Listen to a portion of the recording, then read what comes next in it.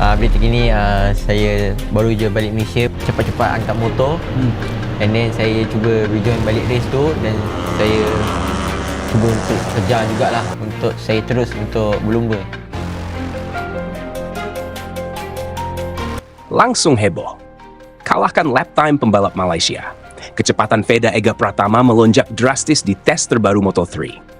Netizen Malaysia tak terima, sampai nekat beri komentar yang sangat konyol ini.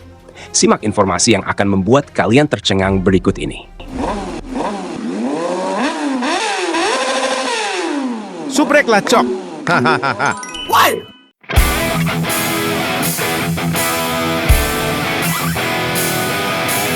Di tengah intensitas persiapan menuju musim baru, satu nama kembali mencuri perhatian di paddock.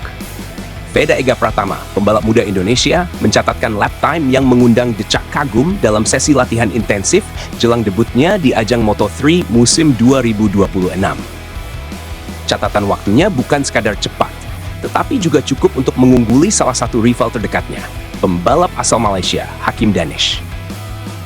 Sesi latihan ini menjadi panggung awal yang memperlihatkan bagaimana Veda mulai beradaptasi dengan atmosfer balap dunia. Di atas motor, ia terlihat semakin matang, tenang, dan presisi. Setiap masuk tikungan, Veda mampu menjaga momentum tanpa kehilangan stabilitas. Sebuah indikasi bahwa proses transisinya menuju Moto3 berjalan di jalur yang tepat. Nama Hakim Danish tentu bukan sosok asing bagi Veda. Keduanya memiliki sejarah panjang sebagai rival sengit sejak level junior. Di Red Bull Rookies Cup musim 2025, persaingan mereka menjadi salah satu cerita utama sepanjang musim. Veda menuntaskan kompetisi tersebut sebagai runner-up, sementara Danish finish di posisi ketiga.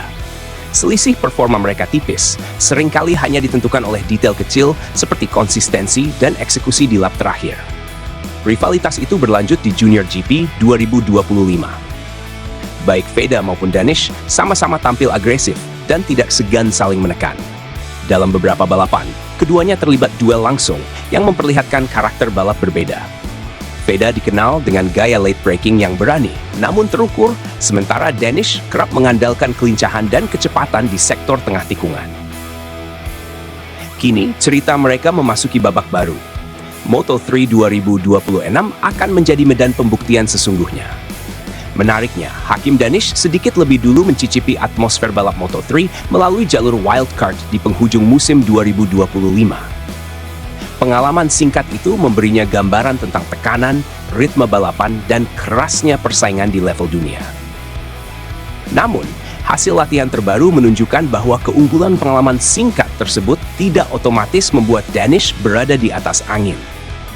Lap time Veda yang lebih cepat menjadi sinyal bahwa pembalap Indonesia ini datang bukan sebagai pelengkap grid, melainkan sebagai penantang serius. Dari sudut pandang teknis, keunggulan Veda terletak pada kemampuannya membaca perubahan grip lintasan dan menjaga konsistensi sepanjang sesi. Ia tidak hanya mencatat satu putaran cepat, tetapi mampu mengulang performa tersebut dalam beberapa lap beruntun. Bagi tim dan analis, konsistensi ini jauh lebih bernilai dibanding sekadar satu lap spektakuler. Sementara itu, Hakim Danish dikenal sebagai pembalap yang cepat beradaptasi dalam situasi balapan. Ia agresif saat start dan berani mengambil risiko saat duel jarak dekat. Karakter ini membuatnya sangat berbahaya dalam balapan rombongan, sesuatu yang hampir selalu terjadi di Moto3. Rivalitas Veda dan Danish di musim 2026 diprediksi akan menjadi salah satu duel paling menarik di antara para rookie. Veda datang dengan kepercayaan diri tinggi sebagai runner-up Rookies Cup dan dengan dukungan penuh tim serta perkembangan teknis yang pesat. Danish membawa modal pengalaman wildcard dan mental bertarung yang sudah teruji di level internasional. Namun, jika melihat tren performa terkini, Veda memiliki satu keunggulan penting: momentum. Setiap sesi latihan menunjukkan peningkatan, bukan stagnasi. Ini menandakan kurva belajar yang tajam, sesuatu yang sangat krusial bagi rookie di kelas paling kompetitif. Moto3 bukan hanya soal siapa yang paling cepat, tetapi siapa yang paling cerdas membaca situasi.